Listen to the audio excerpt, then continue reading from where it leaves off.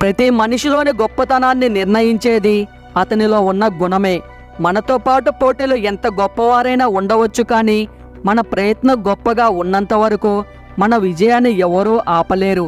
మట్టిలో ఇన్ని మలినాలున్నా దానితో విగ్రహాలు చేసినప్పుడు పూజిస్తారు. అప్పుడు ఎవరు మట్టిని చూడరు, వారి ఇష్టదైవాన్ని తప్ప. అలాగే ప్రతి మనిషిలోనూ మంచిని మాత్రమే చూడండి.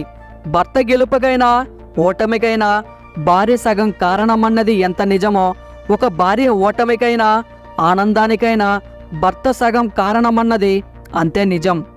మనం ఎవరిని బాధ పెట్టకుండా వ్యవహరించడమే వారికి మనమిచ్చే నిజమైన బహుమతి.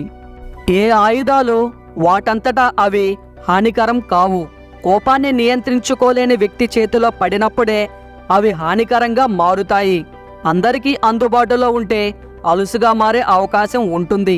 అతి చనువు నీకు ఎప్పటికైనా హానికరం. ఈరోజు మనం భరించే బాధకి, పడుతున్న కష్టానికి ఏదో ఒకరోజు భగవంతుడు మనకి సహాయం చేస్తాడు. ఎక్కువగా మరిగిస్తే నీరు కూడా ఆవిరైపోతుంది. అలాగే భరిస్తున్నారు కదా అని బాధ పెడితే ఆ బంధాలు కూడా ఎప్పుడో ఒకప్పుడు ఆవిరైపోతాయి.